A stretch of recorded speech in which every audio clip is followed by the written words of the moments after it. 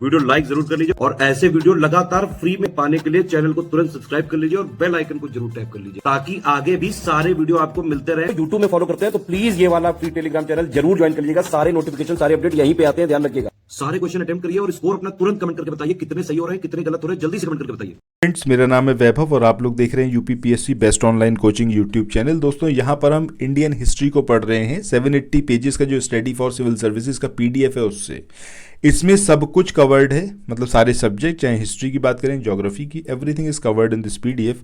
अगर आप तैयारी कर रहे हैं समीक्षा अधिकारी की या फिर उत्तर प्रदेश पीसीएस की और आपके पास ये पीडीएफ है तो आप इसको मल्टीपल टाइम्स पढ़िए। नहीं है तो इसके लिए आप स्टडी फॉर सिविल सर्विसेज के ऑफिशियल कॉन्टैक्ट नंबर्स पर बात कर सकते हैं, वो आपको डिस्क्रिप्शन बॉक्स में मिल जाएंगे। उनसे बात करके आप डिमांड कर सकते हैं इस पीडीएफ की। उसके बाद आप इसको मल्टीपल टाइम्स पढ़िए। बाकी वीडियो सीरीज़ के माध्यम से आप चीज़ों को कवर अप कर ही सकते हैं। आइए अब शुरू करते हैं आज के अपने सेशन को। अगर आपने अभी तक चैनल सब्सक्राइब ना किया हो तो ज़रूर करिएगा और ये सारे वीडियो ज़रूर देखिएगा। चलिए, सबसे पहला जो हमारा यहाँ पर टॉपिक है वो है अरण्यक। अब अरण्यक, इसका ये नाम है पर्टिकुलरली, अरण्यक क्यों बोला जाता है? अरण्य किसको बोला जाता है? जंगल को। ठीक है, सो ऑब्वियस सी बात है, कुछ तो ऐसी बात रही होगी कि ये जो नाम है अरण्यक रखा गया है। सो ये जो पूरा रचना हुई थी इनकी, तो वो कहाँ पर हुई थी? वनों में हुई थी। इसी वजह से इसे क्या बोला जाता है? अरण्यक बोला जाता है। 7 जो है वो प्रमुख अरण्यक हैं। अब ये कौन कौन से हैं? ये है आपका ऐत्रेय, इसके अलावा तैत्तिरीय, इसके अलावा मध्यान्ह और शंखायन, मैत्रायणी, तलवाकार और बृहदरण्याक। तो इस तरीके से ये जो है यहाँ पर 7 मेन अरण्यक हैं। इसके बाद आगे बात करते हैं पुराणों की। अगर हम पुराणों की बात करें, संख्या तो मुझे लगता है आप सबको पता होगी, 18 पुराण है। मत्स्य पुराण है, मार्कंडेय पुराण है, भविष्य पुराण है, भागवत पुराण है, ब्रह्मांड पुराण है, ब्रह्म पुराण है, वामन पुराण है, वर्षा पुराण है।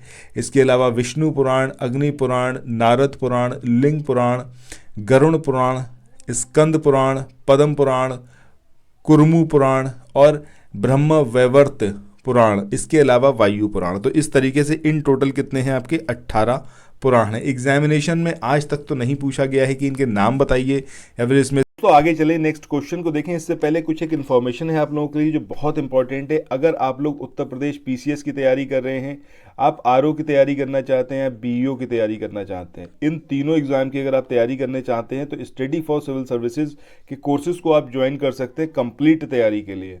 ये वन स्टॉप डेस्टिनेशन है। यहाँ पर आपको सब कुछ मिलेगा, जिसमें स्टडी मटेरियल रहेगा, टेस्ट सीरीज रहेंगी, पेड क्विज रहेंगी, सब कुछ आपको एक ही जगह पर मिलेगा और ये सब कुछ सफिशिएंट होगा आपके एग्जाम को क्रैक करने के लिए, एग्जाम को निकालने के लिए। लेटेस्ट ग्रुप स्टार्ट हो चुके हैं और उन ग्रुप में आपको एडमिशन लेने के लिए सिंपली जो ये नंबर मैं आपकी स्क्रीन पर लिख रहा हूँ, इन नंबर्स पर आप कॉल कर सकते हैं। 8564880530 इस नंबर पर आप संपर्क कर सकते हैं। इसके अलावा 9696066089 इस नंबर पर कांटेक्ट कर सकते हैं या फिर आप 7523864455 इन तीनों में से किसी भी नंबर पर कॉल करके आप हमसे संपर्क कर सकते हैं और ये लेटेस्ट ग्रुप जो है इसमें आप एडमिशन ले सकते हैं। जैसे कौन सा पुराण है कौन सा नहीं है, बट फिर भी 1-2 बार इसको ज़रूर यहाँ पर देखिएगा। ठीक है, इसके बाद आगे यहाँ पर हम बात करते हैं किसकी? वेदांग की। वेदांग के बारे में ज़रूर पूछा गया है। तो वेदांग है 6। कौन कौन से? शिक्षा, कल्प, व्याकरण, निरुक्त, छंद और ज्योतिष। आगे बात करें यहाँ पर, ऋग्वेद हो गया आपका, यजुर्वेद हो गया और सामवेद। इन तीनों को अगर मिला दें तो इसको वेदात्रयी या फिर त्रयी कहा जाता है। क्या बोला जाता है? वेदात्रयी या फिर त्रयी कहा जाता है। अब प्रत्येक जो वेद है इसके कितने पार्ट होते हैं? 4 पार्ट होते हैं। कौन कौन से? संहिता होता है, इसके अलावा ब्राह्मण ग्रंथ होता है, अरण्यक होता है और उपनिषद। ये 4 पार्ट होते हैं। नेक्स्ट हम बात करें अगले पॉइंट की, तो ग्रह सूत्र, इसमें 8 प्रकार के विवाहों का उल्लेख है। कितने प्रकार के? 8 प्रकार के विवाहों का उल्लेख है किसमें? ग्रह सूत्र में। अब ये कौन कौन से हैं? ये है आपका ब्रह्म विवाह, देव विवाह, आर्ष विवाह, प्रजापत्य विवाह, गंधर्व विवाह, असुर विवाह, राक्षस विवाह और पैशाच विवाह। तो इस तरीके के 8 विवाहों का उल्लेख किया गया है। नेक्स्ट पॉइंट की बात करें कि यजुर्वेद की, तो यजुर्वेद के जो उपनिषद हैं ये एग्जामिनेशन में पूछा जाता है, इनको ज़रूर याद रखें। अब कौन कौन से हैं? ये है आपका बृहदारण्यक उपनिषद या फिर वाजसनेयी, ठीक है। और इसके अलावा हम बात करें तो आपका ब्रह्माणु उपनिषद, तैत्तिरीय उपनिषद, कठोप उपनिषद, श्वेताश्वर उपनिषद, मैत्रायणी या फिर मैत्री उपनिषद, ईशोपनिषद, इसके अलावा आपका महानारायणीय उपनिषद। तो इस तरीके से ये सारे जो हैं 7 किसके हैं, यजुर्वेद के उपनिषद हैं। नेक्स्ट हम बात करें छांदोग्य उपनिषद की, तो ये जो छांदोग्य उपनिषद है और जो केन उपनिषद है ये सामवेद के उपनिषद हैं।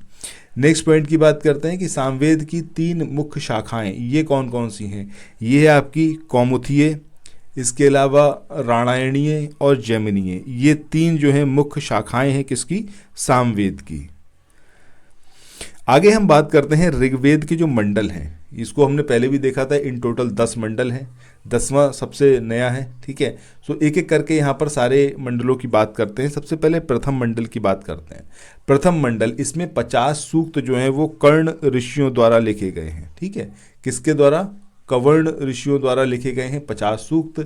दीर्घतमा, अगस्त्य और ये जो मंत्र हैं, ठीक है, वो इसमें शामिल हैं, दीर्घतमा और अगस्त्य। इसके अलावा इस मंडल के ऋषियों को शतचिरन कहा जाता है। इसमें 20 राजाओं के एक युद्ध का उल्लेख है जिसमें 60,099 राजाओं ने भाग लिया था।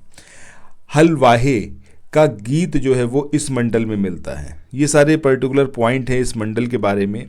आगे बात करें तो वंश मंडल, 2 से 7 तक के जो मंडल हैं इनको वंश मंडल बोला जाता है। और इसमें किसी भी मंडल का प्रथम सूक्त है जो है वो अग्नि को और जो दूसरा सूक्त है वो इंद्र को संबोधित है।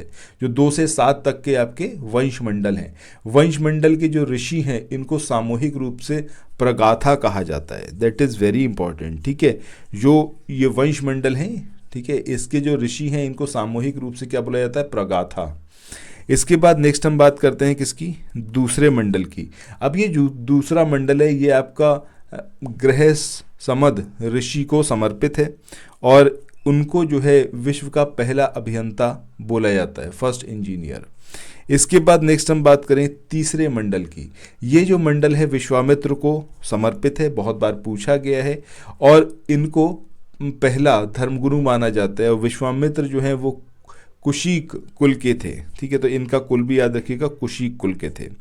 आगे बात करें इसी मंडल में, तो इसी मंडल में गायत्री मंत्र का उल्लेख है जिसकी रचना विश्वामित्र ने जो है अनार्यों को आर्य बनाने हेतु की थी। मतलब जो आर्य नहीं है उनको आर्य बनाने के लिए गायत्री मंत्र का जो है रचना किया गया था।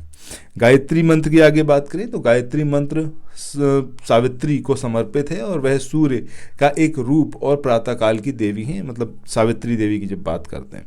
इसके बाद अब जो चौथा मंडल है यहाँ से हम देखेंगे कल वाले वीडियो में।